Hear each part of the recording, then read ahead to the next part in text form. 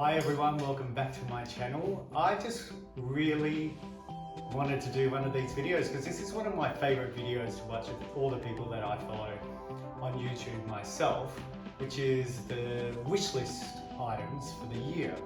I've never done one of these videos before, so I thought I'd just get on the bandwagon, but maybe it's a little bit too late because everyone's already done it.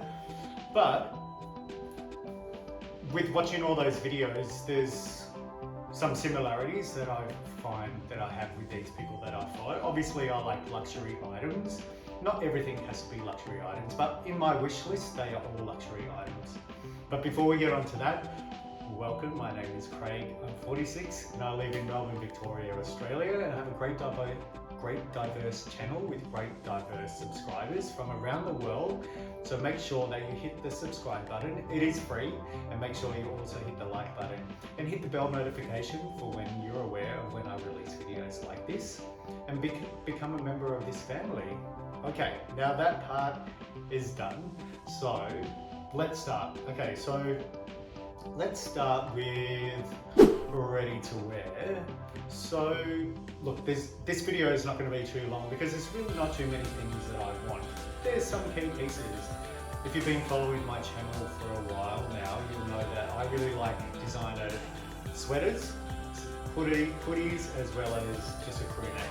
So I have a few things which I'll put up on the screen. So there's a Celine hoodie, which I'm really interested in having.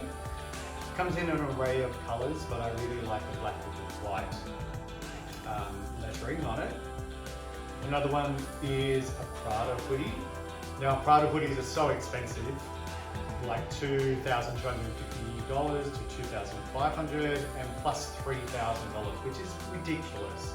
So if I'm to get this Prada hoodie that I'm being eyeing, which you're seeing right now, I think I'm going to do something different. Instead of buying new from the store, I think I'm going to get something secondhand that's in really good condition, so it's a bit more beneficial for the environment, that it's recycled. So I'm going to have a look into that, and I'll let you know where I buy it from if I do, and what the process was and how much it costs, because it's really important to know the cost comparisons, and is ready to wear really a good investment? No, it's not really, because it devalues easily.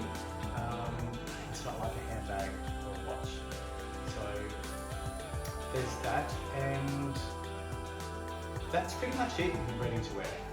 Now shoes, there's a Celine pair of sneakers, which I like. They're white, and because I need a new white pair of sneakers because my Karl Lagerfeld sneakers have seen better days, and those sneakers I purchased on the day that Karl passed away when I was in London.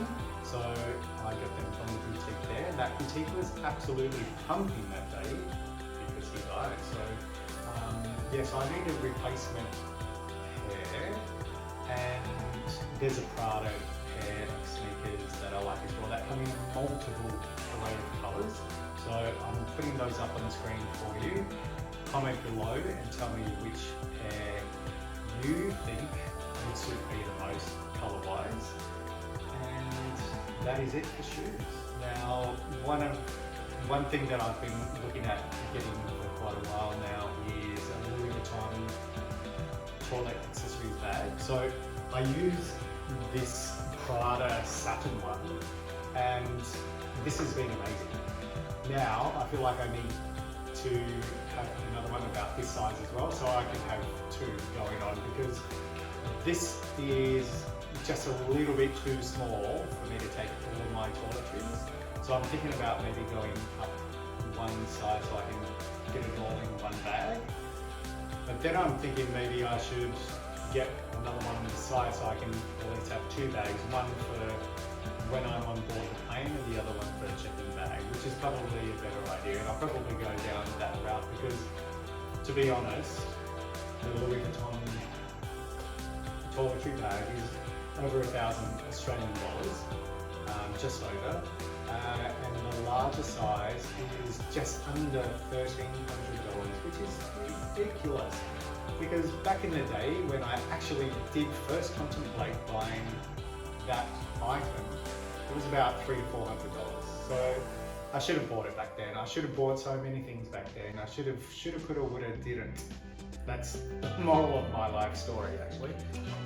The very last item is a new luxury timepiece.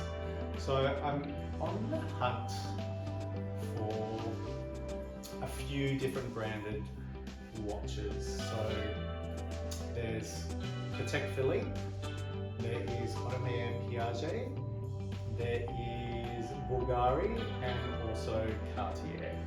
I have a Rolex already. I have another watch called Seven Friday. So I'm really wanting to get something completely contrasting to my collection, to what I have. But the process of obtaining one of these timepieces is pretty hard. And because the supply and the demand don't meet up, and the demand's much higher than the supply, so the second-hand market is extremely ridiculous. I think it has come down quite a lot now, but it is still so much cheaper retail, recommended retail price. But getting your hands on a recommended retail price watch is time consuming, because you have to wait a couple of years before you get the phone call for it to, before you even get offered something like that. Or if you're impatient, like most of the time I am, then you'll go onto the second-hand market and pay a premium price. But I don't really want to pay a premium price, so that's why I'm thinking in just over 3 years I'll be turning 50. So I'm looking at possibly getting myself a new watch for my 50th. And I thought, because some of the processes with these brands is that you have to order for a couple of years, like I mentioned. So I thought, if I order now, that's going to be as close to my 50th as possible. So I've just started that process today. So I went to a store called Kennedy Jewelers in Victoria, and they have Rolex and Patek Philippe, and they have IWC, they have Panerai, they have quite an array of luxury timepieces. So I went into the room where they sell the Patek, and there was nothing in the cabinets. And so I asked a lady what the process was, so we sat down and we went through a catalogue of the watches that I like, and I'll put them up on the screen. And I said, so what is the process? And she said that I have to create a wish list, and then they will get in contact with a whole heap of people that are on that list, and they'll narrow it down to 1 or 2 people to contact them and ask them to come to the store, and they can, you can buy the watch if you like. And she said that they get sometimes 10 watches to 20 watches a year, which is ridiculous. So this could really take a very long time for me to get one of these watches. But there's not even anything in store for you to even try it, because I don't even know if I like it, what it looks like, feels good, anything like that. So it's very strange, the fact that you're spending $40,000+ for a watch, and you're shopping for a watch through a catalogue, which I find very, very strange. Then I went to Bulgari today as well, and amazing service in Chadstone, and I tried on the Octo Bitsmore range. I do love the black ceramic one.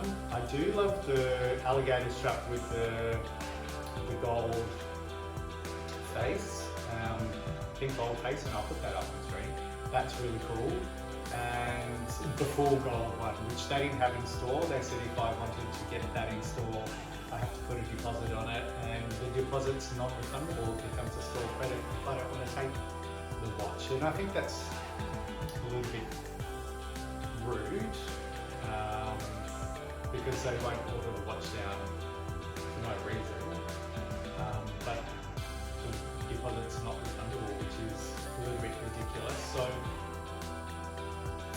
yeah, so I need to think clearly and correctly about whether I want to outlay that money and then have that money stuck within that brand. Then the last place I went to, well, AP, haven't been to a store, and I think the process takes well over a year for you to be offered that type of watch. So it's a little bit similar to the Hermes game. So I really love the Royal Oak, and I'm going to take a trip into the city, and I probably won't be able to vlog, so I'm not going to suggest that I'm going to vlog to go there. I might vlog the day to the city, but not my time in the store. See if there's any watches that they have in there for me to even try on. Because I really like to touch and feel and have an experience there. So that is next on the cards. And then the last shop I went into today is Cartier, and I love the Santos range. And there was a alligator strap with a gold face, and that's so beautiful. I actually didn't think that I would love it as much as I would, and it was just over $27,000. Huge amounts of money, ridiculous money for all these watches, but I know from experience, and it's something that I'm passionate about, is that I know that I'm going to be buying a particular watch that will be able to hold its value, and I'll be able to sell it more than its recommended retail price, because the demand is much higher than the supply. So I know it's a good investment, and if I need money in the future, I can always pawn the watch. So that's the mentality behind it, because if I have the cash, I'll spend it. So if I've spent it on something that's going to hold its value, then that's money well spent. So that is it for my wish list for 2023. I will keep you updated with anything that gets ticked off the list. And I hope you enjoyed this video. Give it a thumbs up. And I will see you all very shortly. Have a good day. Bye.